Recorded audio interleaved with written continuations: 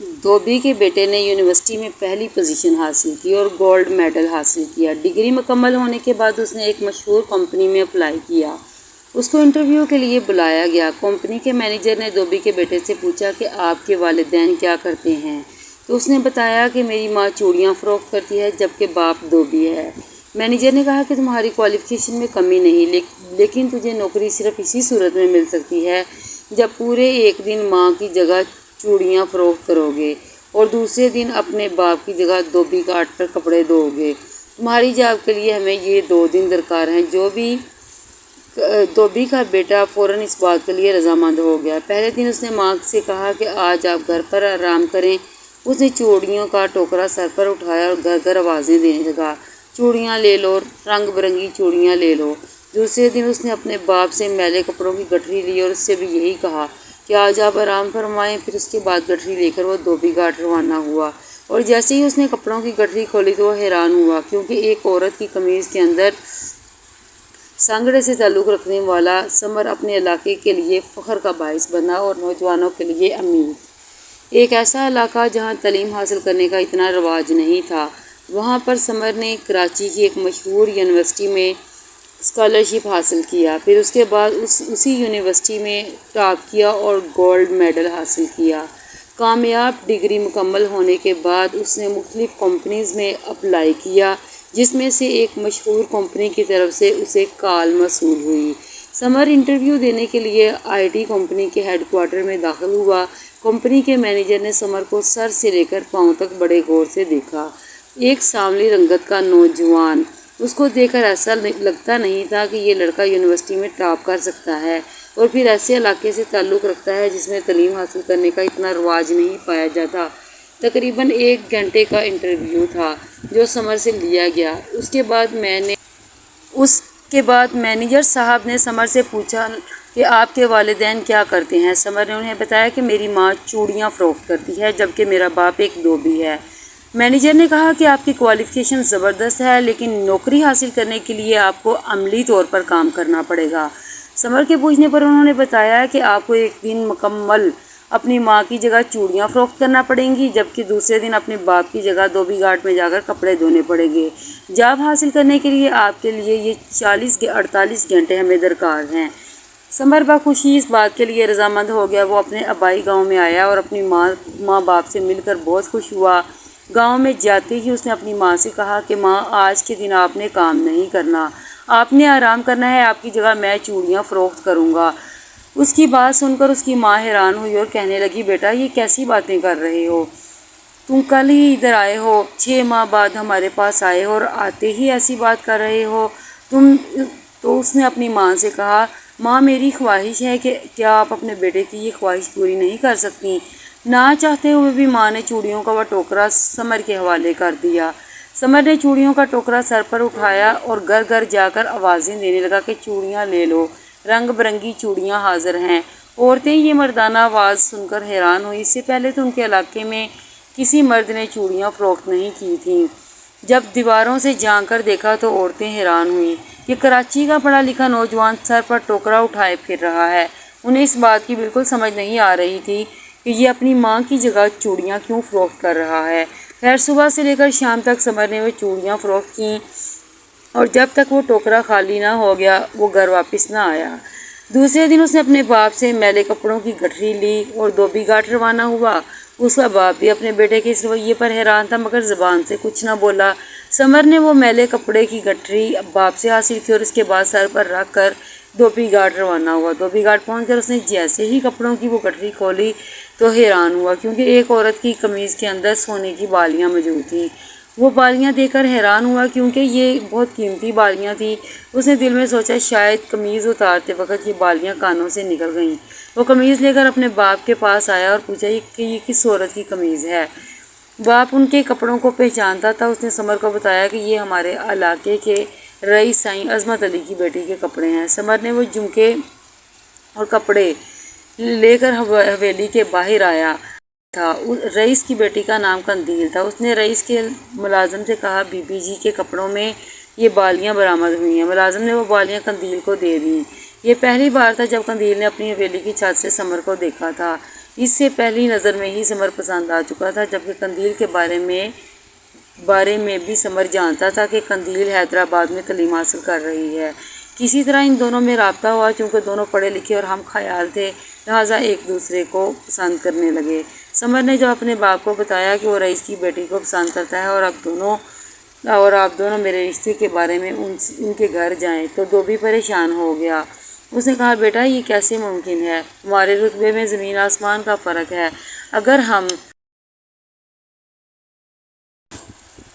اگر ہم دونوں گئے تو رئیس کو اس بات پر غصہ آ سکتا ہے۔ سمر نے آنے والے دن سے کہا کہ قندیل مجھے پسند کرتی ہے اور مجھے امید ہے کہ رئیس اپنے بیٹے کی پسند کے خلاف ہرگز نہیں جائے گا۔ اپنے بیٹے کی ضد پر سمر کے والدین رئیس کے گھر گئے۔ رئیس نے جیسے ہی جوبی اور اس کی بیوی کو دیکھا تو کہا، کیا بات ہے، کوئی پیسوں کی ضرورت ہے کیا؟ دھوبی نے کہا، سائیں ہمیں پیسوں کی ضرورت نہیں ہے، دراصل ہم اپنے بیٹے کے لیے آپ کی بیٹی قندیل کا رشتہ لینے آئے ہیں۔ بس یہ بات سنتے ہی رئیس کو ان دونوں پر غصہ آیا۔ اس نے اپنے ملازموں سے کہا کہ دھکے دے کر ان کو گھر سے نکالو۔ دھوبی اور اس کی بیوی کو دھکے دے کر گھر سے نکالا گیا۔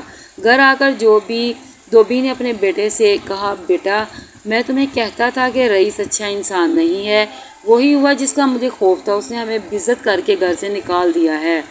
اس کے بعد سمر نے قندیل سے رابطہ کیا اور کہا، تمہارے والدین نے ہمارے ساتھ اچھا نہیں کیا۔ قندیل نے سمر سے معافی مانگی اور کہا کہ حیدرآباد جیسے ہی وہ ادارے میں جائے گی، وہاں سے دونوں کراچی کے لیے روانہ ہو جائیں گے اور کورٹ میرج کر لیں گے۔ میں تمہارے بغیر کسی سے شادی کے متعلق سوچ بھی نہیں سکتی۔ قندیل جیسے ہی حیدرآباد روانہ ہوئی تو ایک ہفتے بعد سمر نے اسے یونیورسٹی کے ہاسٹل سے پک کیا اور دونوں کراچی روانہ ہوئے۔ سمر کی اچھی کمپنی میں جاب ہو چکی تھی۔ دونوں نے کراچی میں جا کر نکاح کر لیا اور کرائے کے مکان میں رہنے لگے۔ شروع میں سب ٹھیک تھا۔ سمر کو اللہ نے ایک بیٹا اور ایک بیٹی عطا کی۔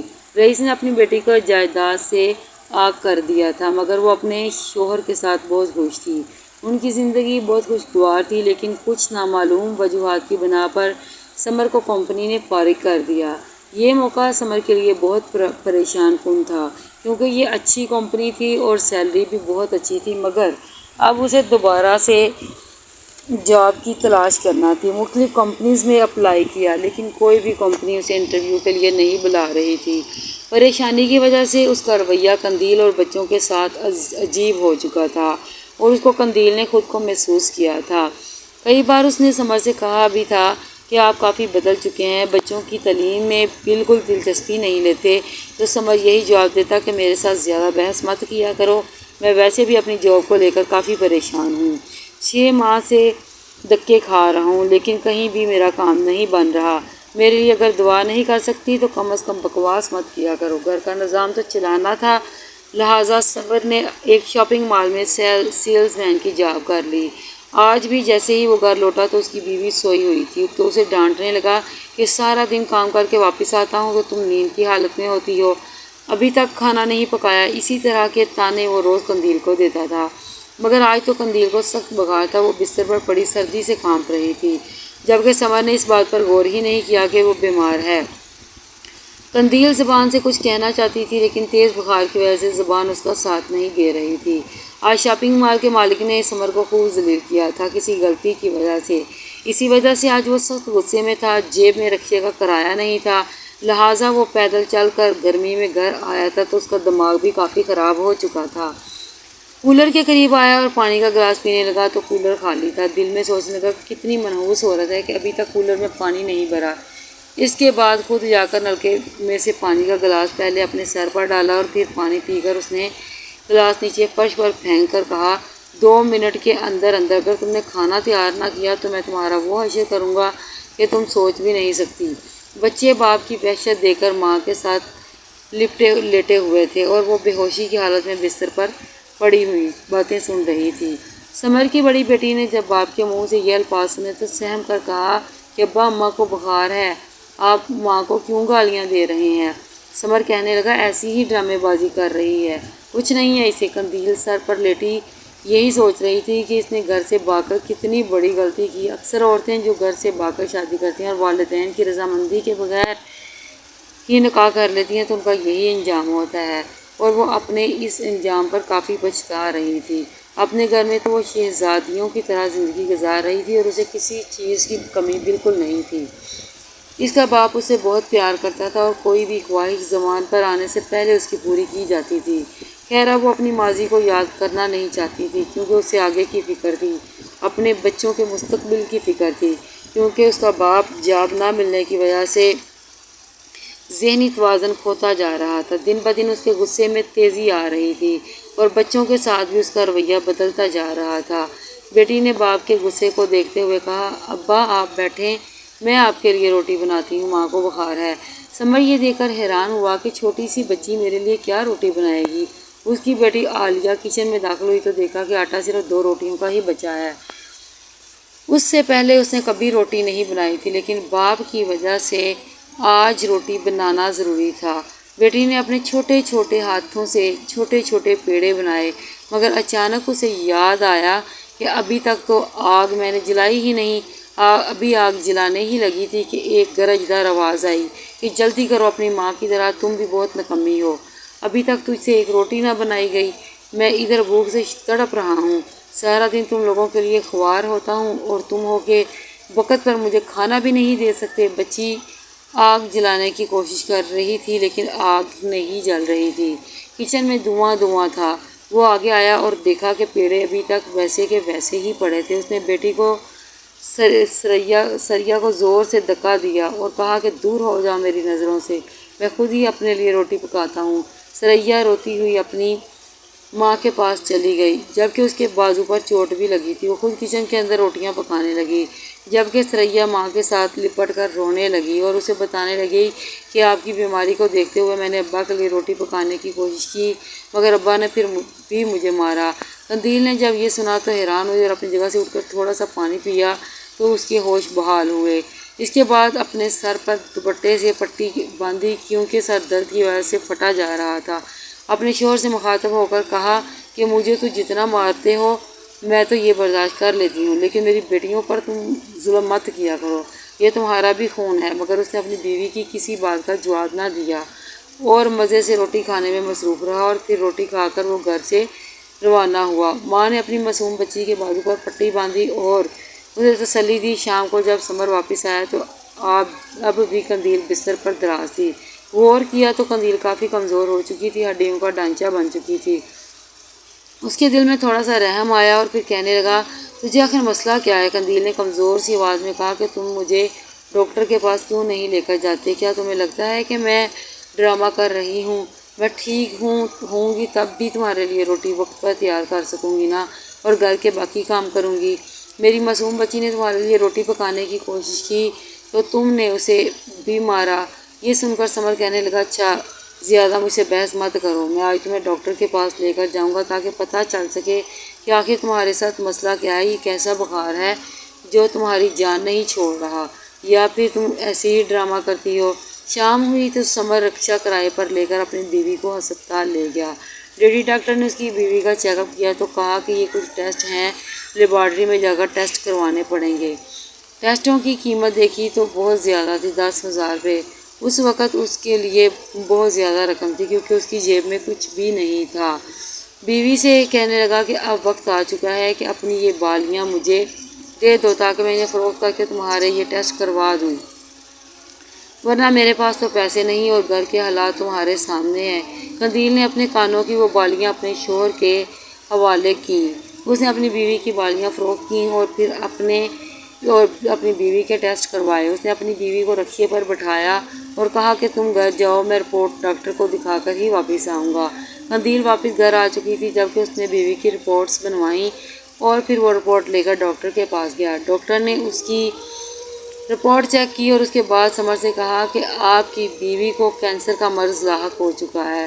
میں اس بات پر حیران ہوں کہ آپ نے اپنی بیوی کا علاج شروع کیوں نہیں کروایا اور اتنی دیر لگا دی۔ خیر اب بھی آپ کی بیوی کا علاج ممکن ہے اور اگر مزید تاخیر کی گئی تو آپ کی بیوی کی جان کو خطرہ بھی ہو سکتا ہے۔ ڈاکٹر کی بات سن کر وہ تھوڑی دیر کے لیے خاموش ہو گیا۔ ڈاکٹر نے کچھ دوائیاں لکھ کر دیں جن کی قیمت 15 سے 20,000 روپے کے درمیان تھی۔ وہ جیسے ہی ہسپتال سے باہر آیا تو سب سے پہلے اس نے دوائیوں والی پرچی پھاڑ دی اور پھر وہ تمام رپورٹس پھاڑ کر نہر میں بہا دی۔ کیونکہ وہ اس بیماری کے متعلق اپنی بیوی کو ہرگز نہیں بتانا چاہتا تھا۔ وہ خود سے یہی کہہ رہا تھا کہ اگر میں اپنا آپ بھی فروخت کر دوں تب بھی اپنی بیوی کا علاج نہیں کروا سکتا، کیونکہ اس کے علاج پر لاکھوں روپے خرچ ہوں گے، اور جو بات ممکن ہی نہیں تو بیماری کا تذکرہ بیوی کے سامنے کرنے کا کیا فائدہ۔ بیچاری یوں ہی پریشان ہوگی اور وقت سے پہلے ہی مر جائے گی۔ اس کے بعد وہ گھر آیا تو قندیل نے پہلے سے ہی اس کے لیے کھانا تیار کر رکھا تھا۔ وہ بیچاری اسی انتظار میں تھی کہ ڈاکٹر میری بیماری کے متعلق کیا بتائے گا۔ گھر آتے اس نے اپنے شوہر کے سامنے کھانا پیش کیا اور اپنی بیماری کا ذکر نہ کیا۔ جب سمر نے کھانا کھا لیا پھر اسے پوچھنے لگی کہ رپورٹس کے مطابق مجھے کون سی بیماری ہے اور ڈاکٹر نے کیا بتایا تھا۔ تھوڑی دیر خاموش رہا، پھر کہنے لگا پریشان ہونے کی ضرورت نہیں، ڈاکٹر نے کہا ہے کہ تمہیں ملیریا ہوا ہے، تھوڑی سی دوائی دی ہے، امید ہے کچھ دنوں بعد ٹھیک ہو جاؤ گی۔ یہ سن کر قندیل کی سانسوں میں سانس واپس آئی اور دل میں سوچنے لگی چلو شکر ہے کوئی بڑی بیماری نہیں تھی، ورنہ میرے مرنے کے بعد میرے بچوں کا کیا ہوتا۔ باپ کے حالات تو ابھی سے سامنے ہیں اور کون سی ماں اپنے بچوں کو رلتا ہوا دیکھ سکتی ہے۔ قندیل اسے کہنے لگی کہ گھر کا راشن ختم ہو چکا ہے، میری بالیوں میں سے اگر کچھ پیسے بچے ہیں تو آپ راشن لے آئیں۔ اس کی جیب میں بھی 40,000 روپے تھے، مگر اس نے اپنی بیوی سے جھوٹ بولا کہ رپورٹس اور باقی اخراجات بھی 20,000 روپے لگ چکے ہیں اور میری جیب میں باقی چند ہزار روپے ہی بچے ہیں، جو کہ 2 سے 3 دنوں کے راشن کے لیے کافی ہیں۔ کافی دنوں سے وہ اپنے دوست کے ذریعے باہر جانے کے پروگرام بنا رہا تھا، لیکن پیسے ابھی تک پورے نہیں ہوئے تھے۔ سمر کے دوست ناصر نے اسے بتایا کہ ایک ایجنٹ ہے جو مزدوروں کو تو باہر بھیج رہا ہے، وہاں جا کر بھی مزدوری کرنی پڑے گی، لیکن پیسے کافی آئیں گے۔ ویزے کے لیے آدھے پیسے وہ لے رہا ہے اور باقی کی رقم کام سٹارٹ کرنے کے بعد بھی تم ادا کر سکتے ہو۔ یہ تمہارے لیے ایک سنہری موقع ہے، کیونکہ اس ملک میں تو اب حالات تمہارے سامنے ہے کہ کوئی اچھی جاب نہیں مل رہی۔ وہ سیلز مین کی رقم سے بھی پیسے بچا کر اپنے دوست کے ناصر کے حوالے کر رہا تھا، اور 40,000 جو اس کی جیب میں تھا اس میں سے 35,000 بھی اس نے ناصر کے حوالے کیے۔ اس نے اس کے بارے میں قندیل کو کچھ نہیں بتایا تھا۔ پہلے تو اس کے دماغ میں یہ تھا کہ جیسے ہی میرا ویزا لگ جائے گا تو میں اپنی بیوی کو بتا دوں گا، لیکن اب اس نے یہ بھی ارادہ ترک کر لیا۔ وہ بس اس انتظار میں تھا کہ کسی طرح وہ پیسے مکمل ہو جائیں اور ایجنٹ کو دے کر دبئی روانہ ہو جائے۔ ایک دن وہ جیسے ہی اپنے کام پر گیا تو اس کا دوست شاپنگ مال میں اس کے سامنے آیا اور کہنے لگا کہ یار تمہارے لیے خوشخبری ہے، کمپنی تجھے فری میں باہر بھیج رہی ہے۔ یہ ایک کنسٹرکشن کمپنی ہے جس کو کافی سارے مزدور مطلوب ہیں، تمہاری ٹکٹ اور ویزا فری ہیں، جو پیسے تم نے ایجنٹ کے پاس جمع کرائے ہیں وہ تمہیں واپس مل جائیں گے۔ یہ سن کر سمر بہت خوش ہوا۔ ناصر کے مطابق اسے 2 لاکھ سے زیادہ منتھلی بچ جائے گا۔ وہ خوش تھا کیونکہ اسے پیسہ چاہیے تھا، اسے اپنی بیوی اور بچوں کا کوئی خیال نہیں تھا، نہ ہی یہ جاب۔ سن کر اس کو یہ خیال آیا کہ اس کی بیوی جو بیمار ہے تو اس کا علاج بھی اب ہو سکے گا۔ اس نے اپنے دوست ناصر کا شکریہ ادا کیا۔ اگلے مہینے کی 10 تاریخ کو دبئی روانہ ہونے والا تھا۔ آج جب وہ گھر آیا تو اس کے چہرے پر مسکراہٹ تھی۔ اس کی بیوی نے اس کی خوشی کو محسوس کیا اور اس سے پوچھا بھی تھا کہ آج خیریت تو ہے، آپ کافی خوش نظر آ رہے ہیں، لیکن اس نے اپنی بیوی کو کچھ نہ بتایا، بس اتنا بتایا کہ آج شاپنگ مال کے مینیجر نے ہم سب کو ہوٹل میں اچھا کھانا کھلایا، وہ ہم سے بہت خوش تھا۔ اس نے تعریف کی کہ تم نے بہت اچھا کام کیا اور اس مہینے ریکارڈ سیل ہوئی ہے۔ بس اس نے مجھ سے جو خوشی کا اظہار کیا اور میری تعریف کی تو اس لیے میں خوش ہوں، لیکن حقیقت اس نے پھر بھی اپنی بیوی کو نہ بتائی کہ کچھ دنوں بعد وہ دبئی جانے والا ہے۔ آج 20 تاریخ تھی اور اگلے مہینے کی 10 تاریخ کو اس نے جانا تھا۔ اس نے 20 دن کا راشن اپنی بیوی کے حوالے کیا اور کہا کہ یہ 20 دنوں کے لیے آٹا، چینی اور کچھ دالیں ہیں کہ کفائی شہری سے کام لینا اور زیادہ فضول خرچی نہ کرتی رہنا۔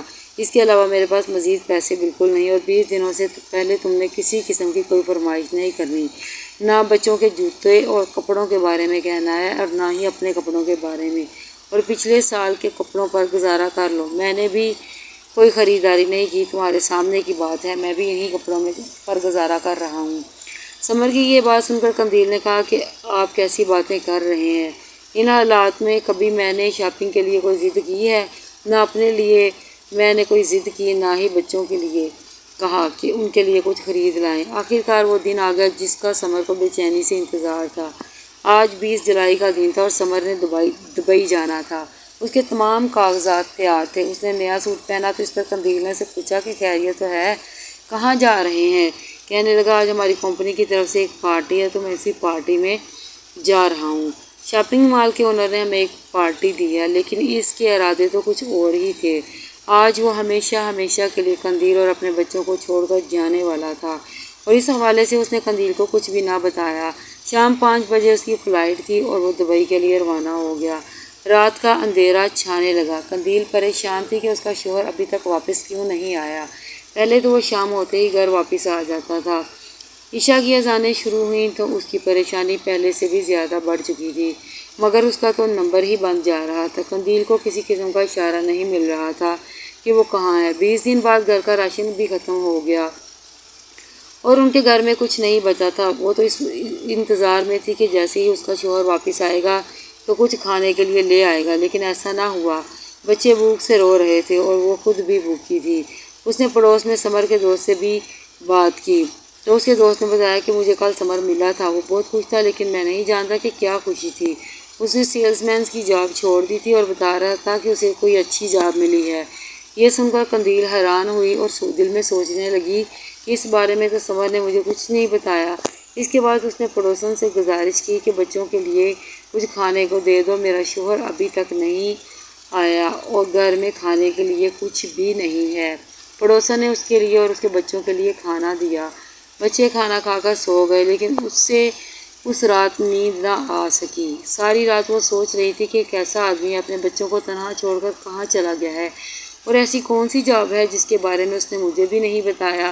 صبح ہوئی تو وہ اس کے دوست ناصر کے پاس گئی کیونکہ وہ جانتی تھی کہ نہ صرف اس کا قریبی دوست ہے، وہ اکثر ان کے گھر بھی آتا رہتا تھا۔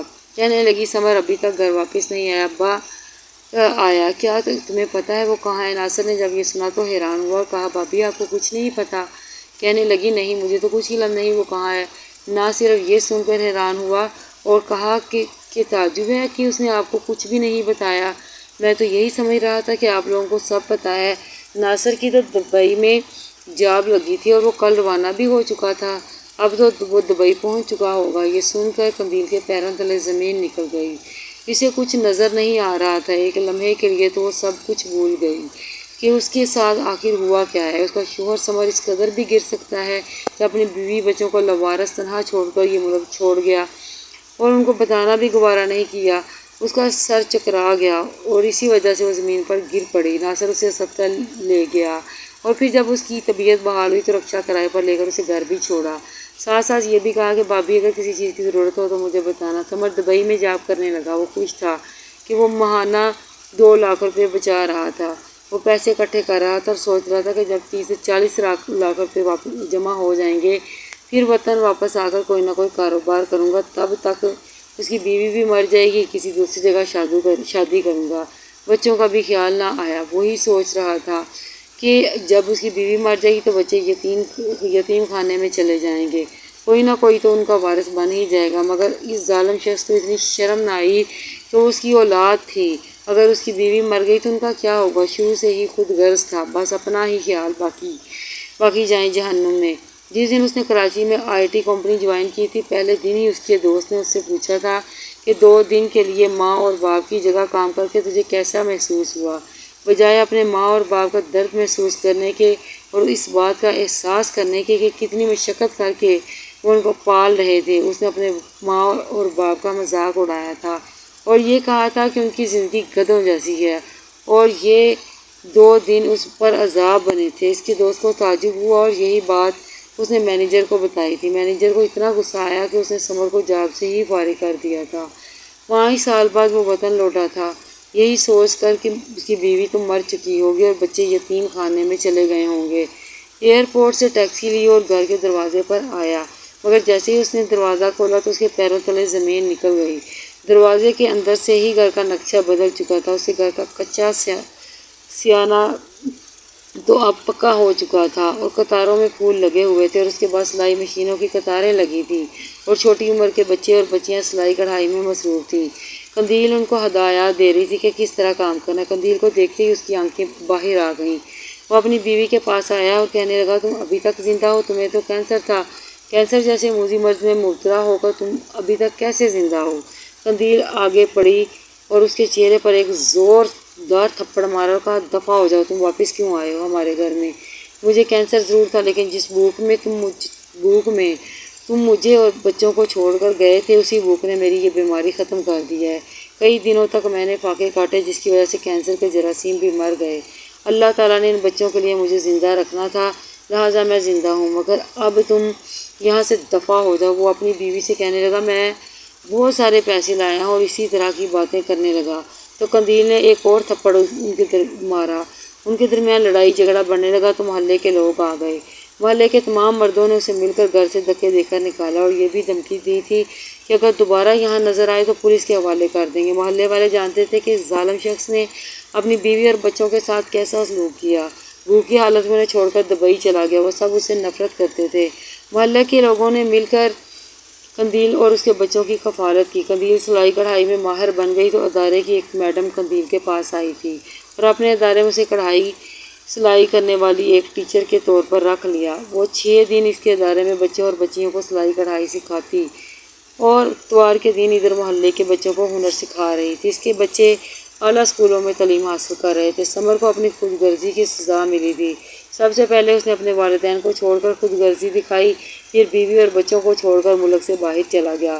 جو کاروبار اس نے یہاں کیا اس میں بھی اسے گھاٹا ہوا اور 6 ماہ کے اندر اندر سب کچھ ختم ہو گیا۔ اب بھی وہ سڑک پر پڑا نشے کے انجیکشن لگوا رہا ہے اور اپنی خود غرضی کی سزا بھگت رہا ہے۔